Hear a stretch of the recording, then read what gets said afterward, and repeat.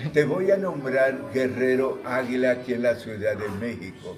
Un cafecito con tequila. ¿Cómo se llama eso? Crema de mezcal. Crema de mezcal. México, esa, ok. Esta es la buena. Ya, uite, mariachi.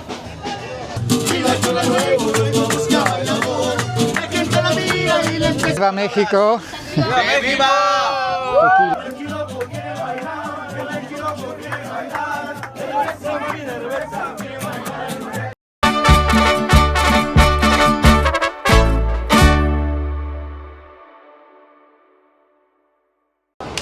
Salutare și bine v-am regăsit! Mă aflu în aeroportul internațional Cancun, de unde o să zbor către Mexico City. Un zbor intern de 2 ore și 20 de minute cu aproximație. Destul de mare distanță până în Mexico City din Cancun, undeva la 1600 de kilometri, deci dacă ar fi să mergi cu mașina ar dura undeva la 20 și ceva de ore. O să folosim compania Viva Aerobus, care se pare că este o linie aeriană internă sau chiar și internațională, destul de populară pe aici. Am văzut că au o grămadă de zboruri. Ne îmbarcăm în exact 15 minute și plecăm către Ciudad de México.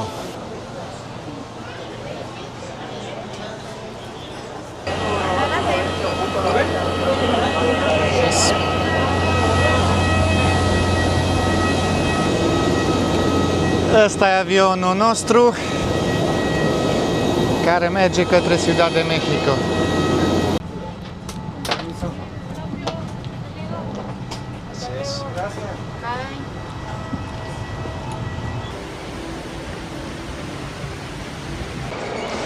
Am aterizat în capitala Mexicului, Ciudad de México. Se simte că am intrat într-o capitală pentru că e mult mai aglomerat aeroportul, mult mai dotat. Temperatura aici e mai diferită față de Cancun, sunt 22 de grade. Oricum e foarte, foarte plăcut, nu e nici exagerat de cald, nu e nici frig, e exact cum trebuie. După toată căldura aia sufocantă din Cancun, am nevoie un pic de răcoare, am nevoie de un pic de răcoare. Ia uite, avem și soldați înarmați.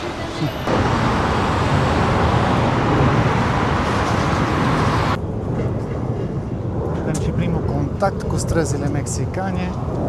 Cazarea mai exact în direcția aia la 5 minute distanță. Am observat că sunt o grămadă de standuri cu mâncare de stradă. Și nu numai așa, și cu mese. Chiar am văzut mai înainte o masă destul de lungă, ca și o masă tradițională în care poți să stai cu mai multe persoane.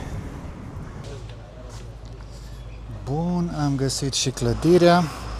Se pare că asta e ușa. Ca să vedem ce îmi zic instrucțiunile. Deci spune să introducem codul ca să deschidem ușa principală, dar unde introducem noi aici cod? Că nu înțeleg.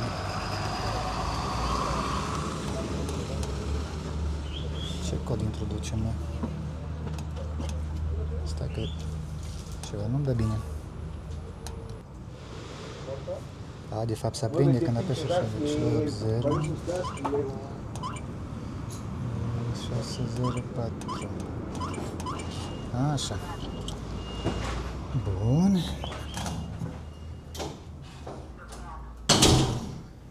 Și mai departe avem loftul numărul 10, care se pare că e aici sus.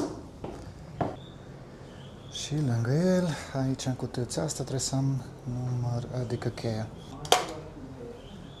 Interesantă chestie cu Airbnb-urile astea. Îți lasă așa cheia, îți dă instrucțiuni și nu te-ai dus. Și să vedem ce am rezervat. Ia uite mai. Un fel de mini garsonieră. Mai micuță, dar... Deci am chiuvetă, aparat de cafea, văd cafea, zahăr, aragaz electric, frigider, microunde, televizor, masă, pat, uite și seif acolo, super tare, măi. Și un micuț birou. Hai să vedem baia. Uite, măi, cabină de duș, prosoape, foarte, foarte curat, măi. La chiuvetă, super mișto. Nu e rea afacerea asta cu Airbnb-uri. Blocul ăsta are o terasă deasupra, o terasă foarte mișto, cu priveliște la stradă, la parc. Un loc perfect ca să ne bem cafeaua de dimineață. Și începem o zi foarte interesantă cu activități. Nevertheless, hai să mergem. Trebuie să ajung într-un loc care se numește Fiesta Americana Reforma, unde e punctul de întâlnire pentru tur. Sunt o grămadă de tururi pe care le puteți rezerva pentru a vizita obiectivele turistice din Mexico City. Unele sunt mai scumpe, altele sunt mai puțin scumpe. Eu personal am ales Xochimilco Coyoacán. Mai include două chestii de care n-am auzit niciodată, Frida Kahlo Museum și Artistic Murals, nu știu ce e asta, dar curiozitatea mea este în mare parte aici, bărcile din Xochimilco. Mariachi, tequila, cerveza, tot. Turul costă doar 26 de lire. Viator este un site excelent pentru tururi în orice destinație mergeți. Ai rezervat, ai primit confirmarea și ești direct în legătură cu ghizii turului. Perfect, mi-a preluat comanda un șofer pe nume Arturo care ajunge în 7 minute. E bine, e foarte bine. Încă nu s-a prea oprit ploaia și sper să nu continue prea mult pentru că nu prea pot să filmez, pentru că se udă camera. Așa că sper să se oprească cât mai curând posibil ploaia. Așa arată o dimineață în Mexico City. Liniștit. Ia uite mă, ce asta e Dacia aici. Ia să vedem. Seamănă cu o Dacia. Și cred că chiar e Dacia. Mamă, dar e distrusă. Scrie Dacia pe ea. Interesant. Se pare că a ajuns și șoferul. Toyota Avanza Gris. Hola, buenos días. Ok. Para Fiesta Americana Reforma, sí? Gracias. Es esa camioneta, amigo. Sí, supongo. Aquí ya es Fiesta Americana. Ok. Sí, sí, está bien. Ok, muchas gracias. Que vaya bien, hasta luego. Măi! Deci fiți atenți ce am pățit. Am întârziat la autocar și au plecat fără mine. Pentru că drumul de 20 de minute l-am făcut într-o oră jumate. Deci nu am văzut un trafic așa de haotic în viața vieții mele. Și când am ajuns acolo, nu găsesc pe nimeni și l-am sunat pe șofer și zic aici sunt, zice, dar noi am plecat deja. No. Și acum ce facem? Și zice, nu stai că te sun într-un minut înapoi și te așteaptă o șoferiță pe care o vedeți aici, Alejandra. Hola. Hola. Care o să mă ducă să mă reunească cu grupul. Deci am foarte mare noroc cu treaba asta, pentru că dacă nu era aici și ea s-o nimerit să fie aici, dacă nu, pur și simplu plecau fără mine.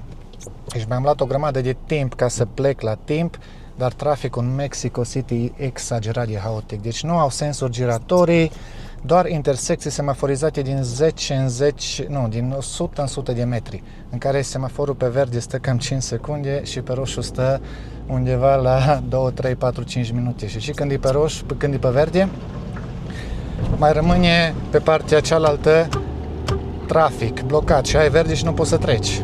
Deci o nebunie totală. Dar totuși se pare că am noroc No sirven los semáforos. cu domnișoara sau doamna, nu știu cum să zic, că a fost exact la hotel să mă ducă să mă reunească. Așa că mulțumim. Ok. Muchas gracias. Bye.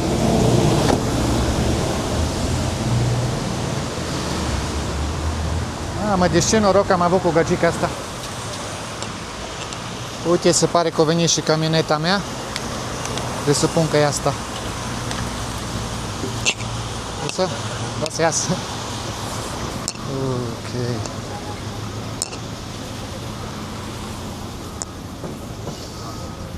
Hola. Hola, buenos días. Disculpe, me tomó 2 horas. 2 horas. 2 horas para llegar aquí.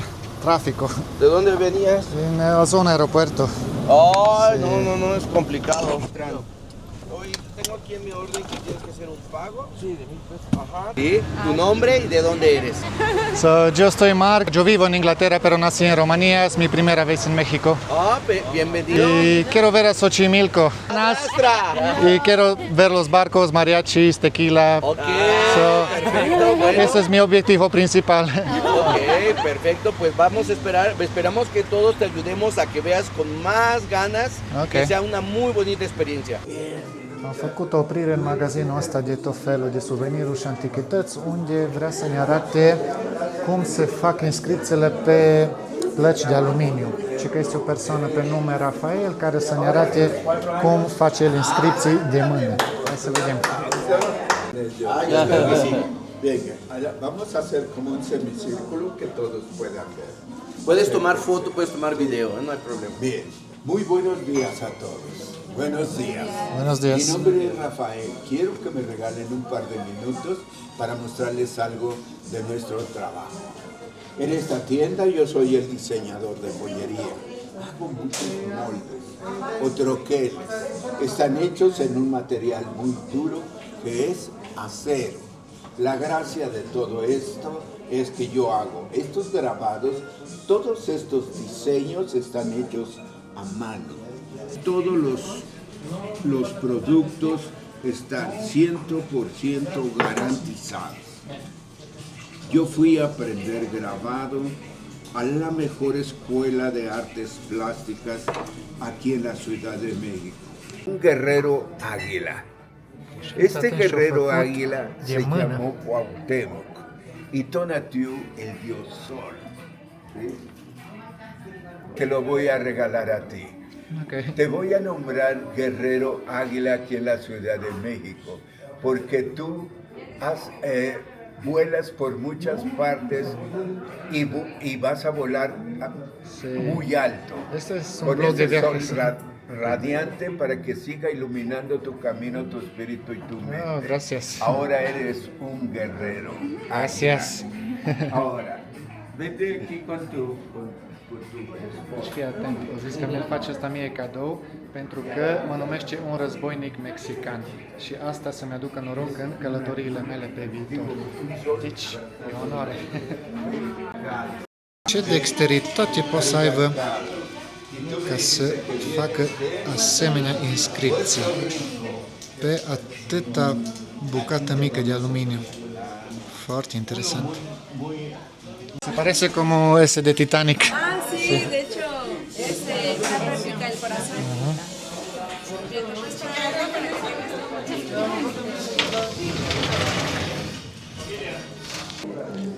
Deci fiți atenți aici, o replică a colierului din Titanic.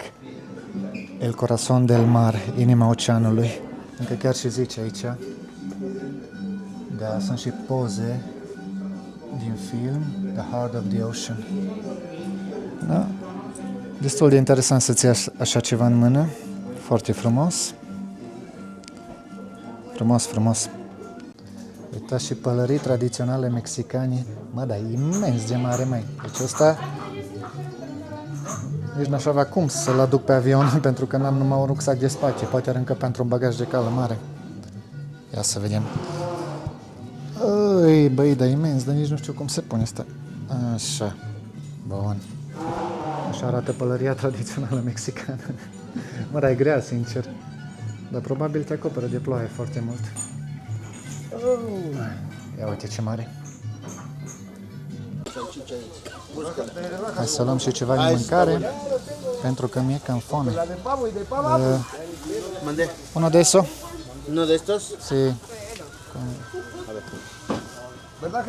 ¿Cuánto es? 27.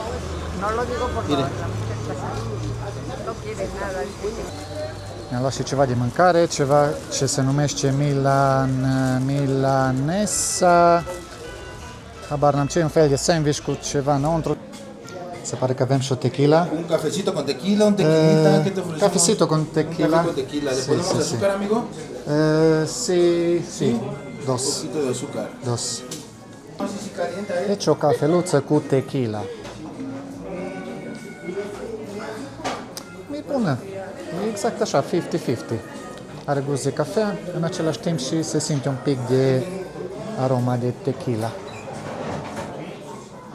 Cred că ar fi foarte bună pentru o cafea de dimineață ca să te pună în formă, nu? Vlog de viajando. ¿Cómo se llama eso? Crema de mezcal. Crema de mezcal. Ok. De maracuyá. Mi-a dat ceva cremă de mezcal, n-am auzit niciodată, dar hai să vedem cât e de bună. Oh. E bun, are un fel de... De Gracias. chapulín. Chapulín. ¿Qué Es el es eso? grillo. Es la conciencia de Pinocho. Ah, ok. E un fel de chips, nu știu, ceva gustare pe care o mănânci după ce bei. M-a speriat când dă ceva scorpion mic, așa arăta. Și am oprit în Coyoacán, care este un cartier turistic destul de faimos pentru o grămadă de istorie. Și aici sunt doi coioți care reprezintă cică cartierul ăsta, că Coyoacán ar veni de la Tierra de Coyotes, pământul coioților. Și avem o grămadă de suveniruri aici. În cartierul ăsta te poți plimba pe o grămadă de străzi. Avem aici o biserică, dar ghidul nostru ne explică mai multă istorie pe care noi nu o știm.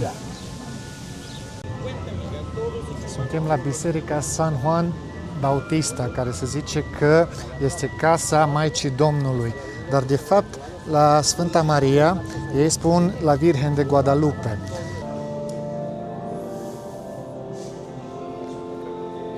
Nu prea pot să vorbesc aici pentru că trebuie să stăm în liniște, dar priviți biserica.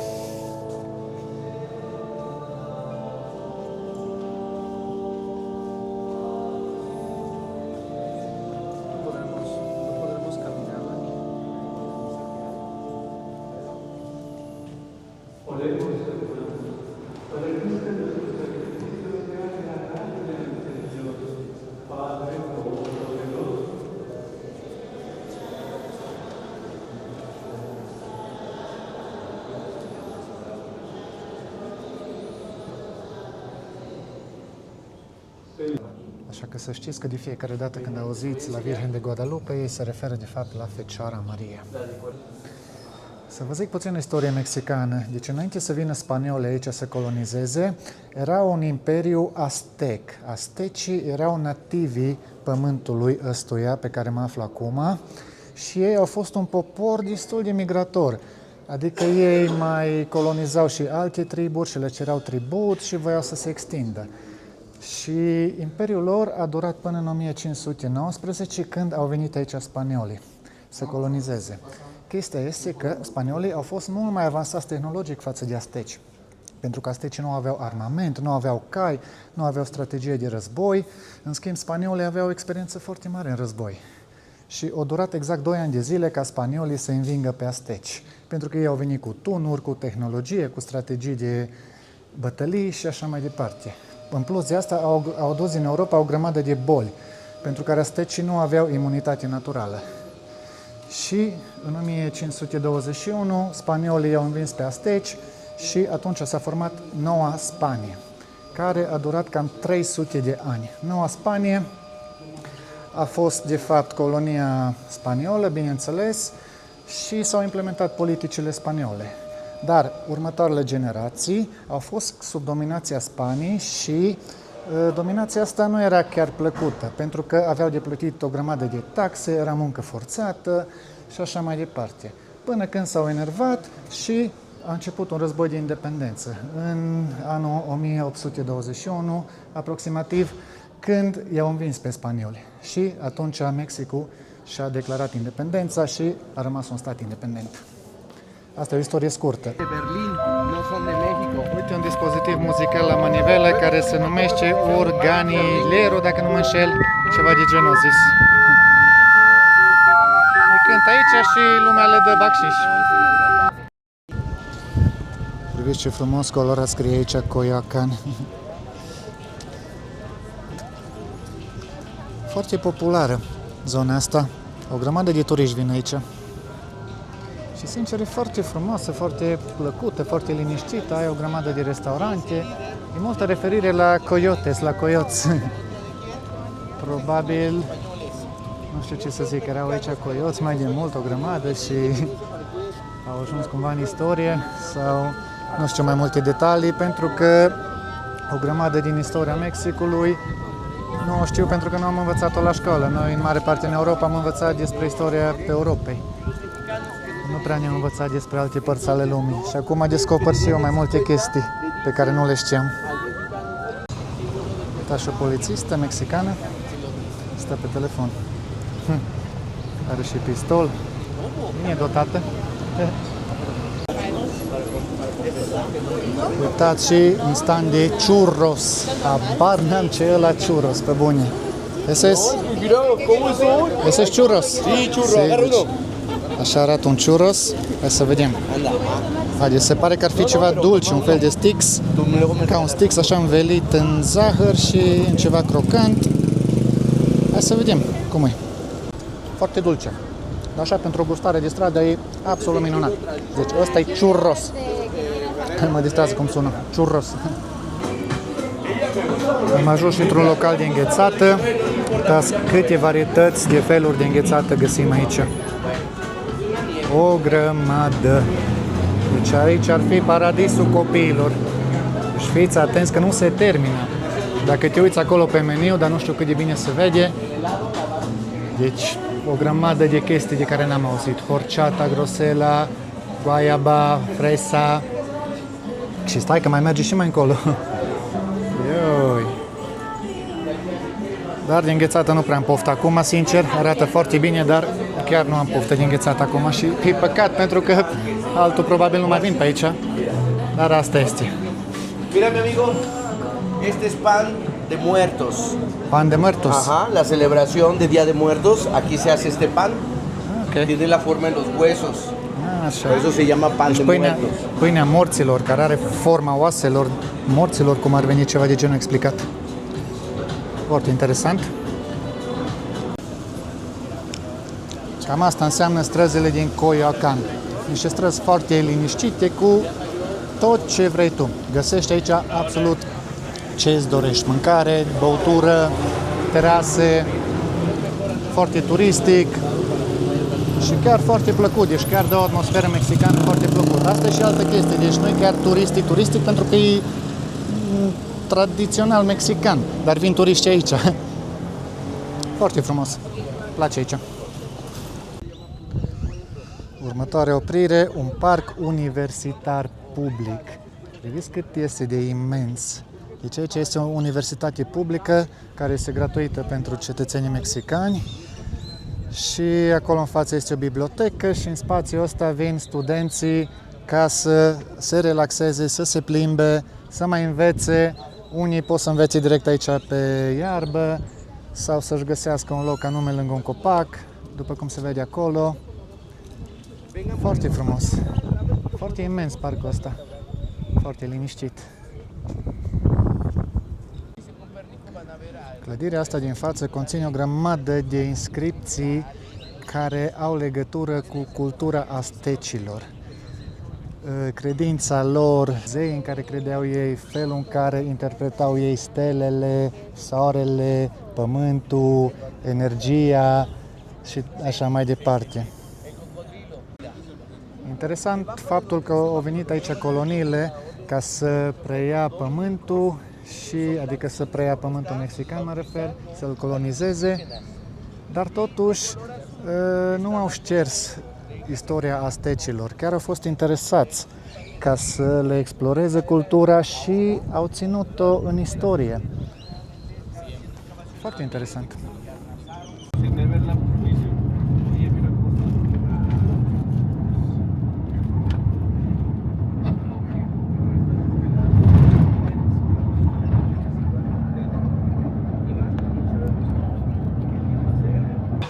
Și în sfârșit am ajuns în locația pe care am vrut să o văd mai mult decât orice altceva, și anume Xochimilco. Deci ăsta a fost unul dintre motivele principale pentru care am venit în Mexic. Nu știu de ce mi s-a pus așa mult pata pe locul ăsta, mi se pare foarte interesant. Bărcile pe apă, mariachi, tequila, cerveza, probabil un stil de distracție care mi-a atras atenția foarte mult. Deci sunt chiar foarte entuziasmat că sunt aici. S-a făcut foarte cald, cu toate că e norat, dar am nevoie de ochelari și chipiu pentru că e chiar cald. Deși sunt 22 de grade, dar se simte o căldură mai mare de atâta. Și acum să vedem dacă m-am entuziasmat degeaba sau dacă Xochimilco este pe măsura așteptărilor. Hai să vedem.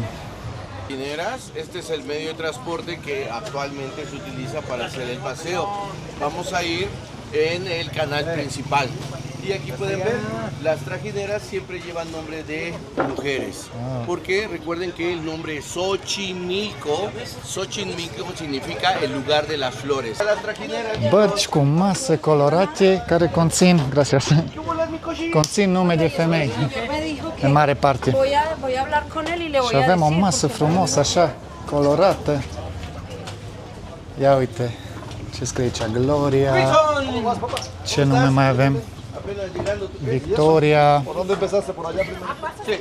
Se pare că pe barca aia mergem. ¿Ya? Muchas gracias. Și barca noastră se pare că se numește Catherine. Ajá. Stă bine, gracias. Măi, dar începe să picure, măi. Bine că bărcile astea sunt acoperite, pentru că altfel era nasol. Stai să prind așa în cadru, Catherine. Ok, chicos. Bun. Pueden sentarse donde ustedes gusten. Allá adelante. ¿Vas a querer que te preparen una cerveza preparada, una michelada? Sí, sí. Ok, aquí te preparan las micheladas los chicos. ¿Alguien más? Băieții, cică o să-mi fac o bere, pentru că neapărat trebuie să beau o cerveză mexicană aici. Ce frumoase sunt bărcile astea, mă. Super tare. Alejandra. Mai avem acolo Frida, Paula. Și aici sunt băieții cu băutură, cu tot ce vrei. Ahorita vamos a dar la vuelta, entonces a donde se quieran sentar van a ver siempre sus. Foarte tare. Și le cumperi direct de la ei așa, se apropie de barca ta și cumperi. Aquí te preparan la michelada, una paloma, un tequila, una bebida, una cerveza preparada. Ok. Chicos, Ia uite ce avem aici. aquí tenemos, aquí puedes tomar una cerveza, Una corona. Ok. o Iar puedes corona. tomarte una victoria. Care es más tradițional Mexican? Esa, ok. Esta buena. Hai să beau și eu ceva mai tradițional, că corona am La băut Corona deja. sí es una cerveza famosa, pero no siempre los mexicanos Sí, la tomamos, ¿eh? Sí. Deci că asta e mult mai tradițională, Victoria. Hai să vedem. Eu un trago de tequila. Sí, acá hay tequilas. Ok. Aquí hay tequilas. 130. ¿Usted joven? Un tequila. ¿Solo? Solo, sí.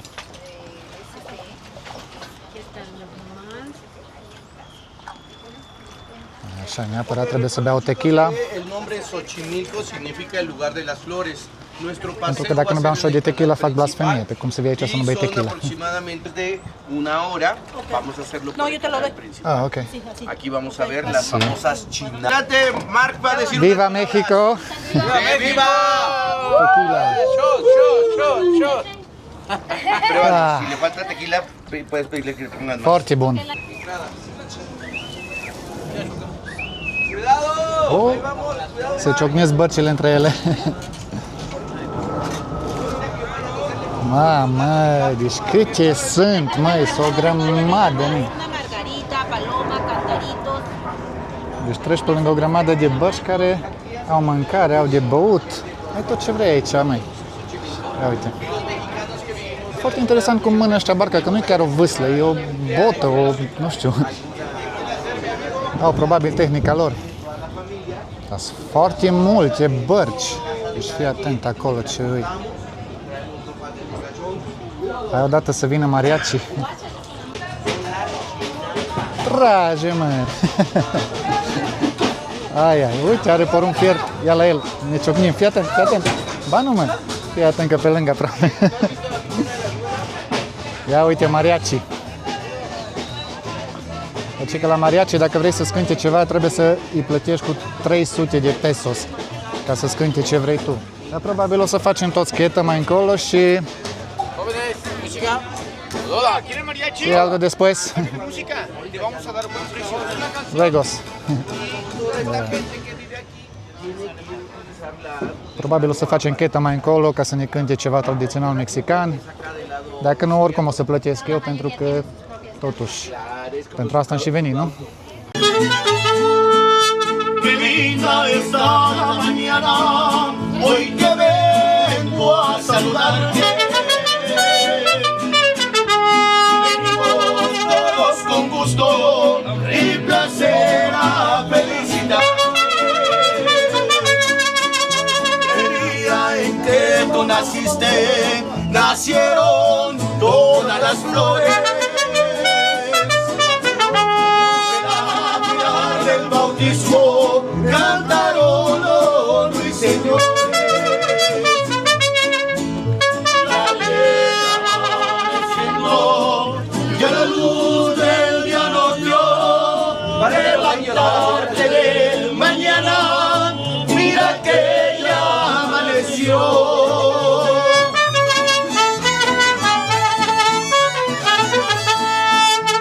Que las estrellas del cielo quisiera.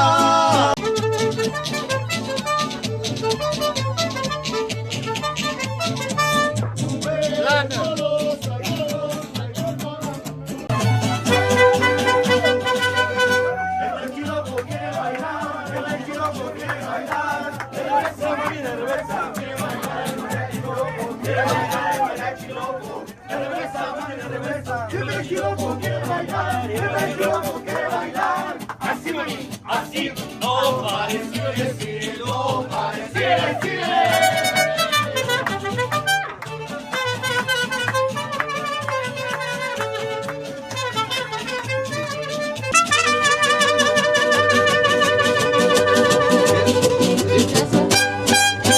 Se arranca el mariachi con la primera canción.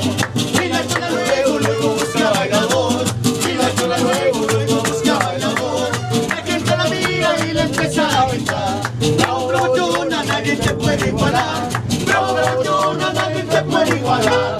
Y la chola se... Y la cara... Así yo le di un sope. Și acum de mâncat, am comandat fiecare mâncare tradițional mexicană. Aici ai un fel de enchiladas cu un fel de carne, brânză, sosuri și mai multă combinație.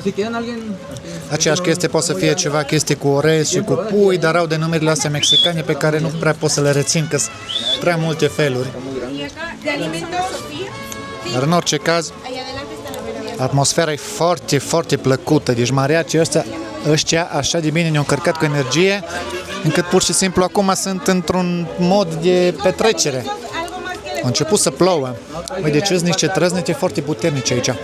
Se pare că vine ceva furtună. Dar suntem acoperiți, așa că nu e problemă. Stai că acum am înțeles cum văslesc ăștia barca. De fapt, aia nu e o vâslă, e pur și simplu parul ăsta pe care l-au și îl bagă înăuntru până pe fundul apei și așa împinge barca. E și asta o tehnică interesantă. Și cam atât a fost distracția în bărcile din Xochimilco.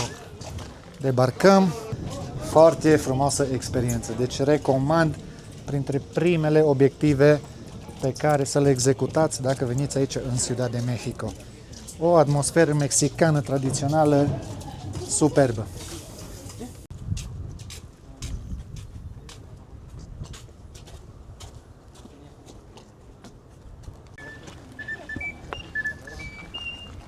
Am ajuns într-o altă locație interesantă, istorică, care se numește Teotihuacan.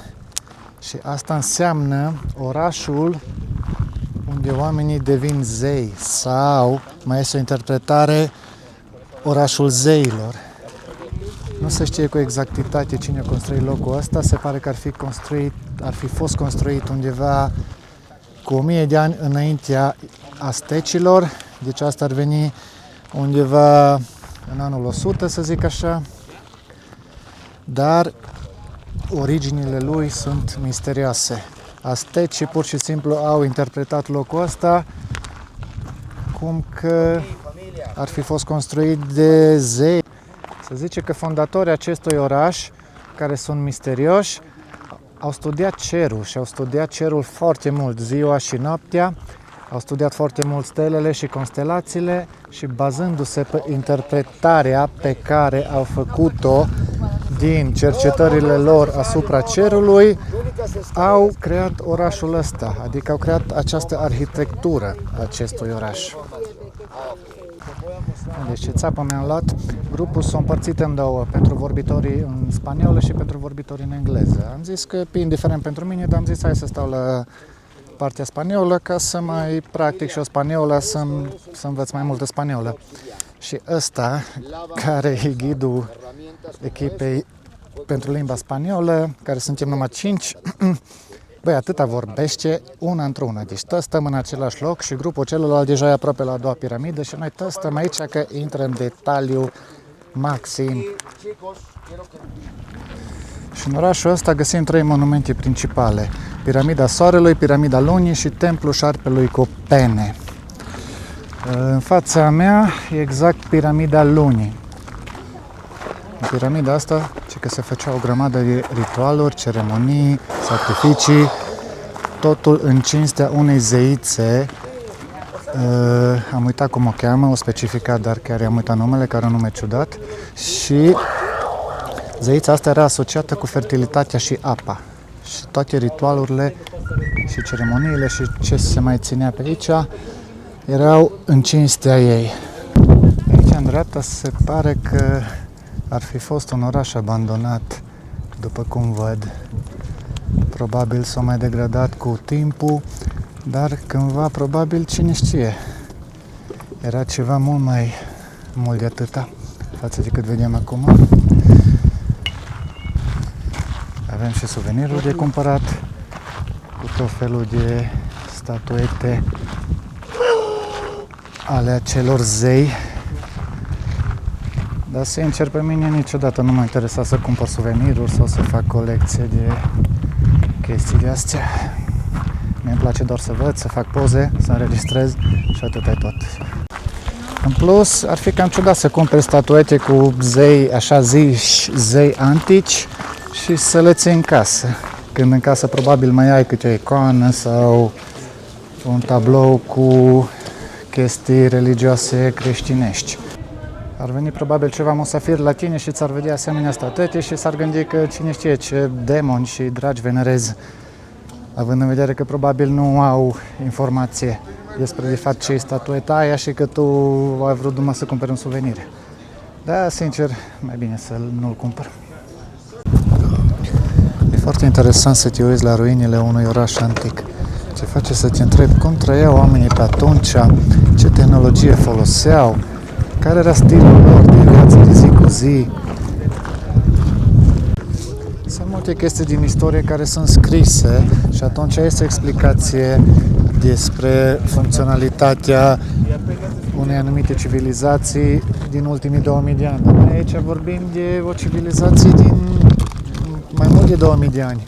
Pot fi 3000, pot fi 4000 și nu sunt informații despre perioada aia pentru că nu au fost cărți scrise și tot ce s-au găsit numai pe inscripții pe perete și picturi și hieroglife și așa mai departe și nu au putut să fie decât interpretate. Și ce se știe despre aceste civilizații sunt doar niște interpretări și presupuneri, dar nimic, să zici, autentic. Aș vrea foarte mult să dau timpul înapoi cu vreo 2-3 mii de ani, numai să văd așa, să stau o oră, să mă plimb, să văd ce era atunci, măi. Cum vedeau oamenii lumea, ce făceau. Aș fi foarte interesat. S-ar putea ca în următorii 2000 de ani să dispărem și noi. Și cu noi să dispară și toată tehnologia și să vină altă civilizație. Sau să se nască altă civilizație care o să găsească ruinele noastre și o să interpreteze. Măi, uite-te, așa ceva nu poate fi construit de om. Asta categoric zei, asta categoric supranatural. Deci eu personal nu prea îmi vine să cred că au venit extraterestri ca să facă toate chestiile astea. Oricum, orice poate fi posibil, nu exclud, dar eu sunt de părere că în atâtea civilizații, în 300.000 de ani, eu nu cred că fix noi să fim cei mai avansați sau să dăm startul la ceva mult mai avansat. Eu aș putea fi convins că au existat la un moment dat civilizații poate mai avansate decât noi. Probabil fără internet, dar cu altceva. Dar asta e pur și simplu părerea mea personală. Acum e la discreția fiecăruia ce vrea să creadă și cum vrea să interpreteze lucrurile. Dați seama că noi nimerăm cum s-a putut construi o piramidă de aproximativ 65 de metri în perioadă antică, fără tehnologie, fără nimica. Dar gândiți-vă dacă noi dispărem în următorii 2000 de ani și o să găsească alte civilizații, clădirile imense din America, să zic, blocurile alea de zeci și sute de etaje, ei ce o să zică? Deci ei nu că o să creadă în zei, o să creadă în ceva mai presus decât zeu, că o să zică, băi, așa ceva imposibil să fie făcut de om. Dar uite-te că este posibil. Așa cum noi am descoperit internetul, tehnologia, tranzistorii, dispozitivele pe care le folosim în viața de zi cu zi, exact așa anumite civilizații poate au descoperit anumite tehnologii pe care noi probabil nu o să le vedem niciodată sau nu o să aflăm de ele niciodată. Și aici avem piramida Soarelui. Sunt destul de necunoscute funcțiile ei, nu se prea știe ce anume făceau ei la piramida asta. Se speculează că ar fi vorba tot de ritualuri sau cine știe ce altceva, dar din câte s-a mai cercetat, piramida ar fi cumva poziționată în sincron cu poziția Soarelui sau ceva de genul. Destul de interesant. Am de aici un unghi mai bun ca să filmez piramida. Dacă vrem, putem urca și până sus, dar absolut nimeni nu are chef și nici eu chiar nu am chef. Probabil ar fi o priveliște interesantă de sus, dar mi-au zis să nu tare încercăm să urcăm, pentru că fiind la o altitudine de aproximativ 3000 de metri față de nivelul mării, o să fim foarte obosiți, pentru că aerul este un pic mai rarefiat aici, conține mai puțin oxigen și nu este indicat să facem efort fizic, pentru că s-ar putea să avem dificultăți în respirație sau chiar să leșinăm sau cine știe ce altceva. Dar chestia asta se rezumă mai mult la persoanele vârstnice sau persoanele care au probleme cu inima sau alte afecțiuni. Dacă ești o persoană relativ sănătoasă, nu ar trebui să pățești nimic ca să urci piramida la altitudinea asta. Dar e vorba să ai și chef. Și eu nu am și absolut nimeni nu are. Cam așa arată zona centrală din Mexico City. Se simte că e o capitală, foarte aglomerat, trafic. Și un pic mai încolo facem stânga și mergem către Constitución Plaza. En lo alto de la bruta serranía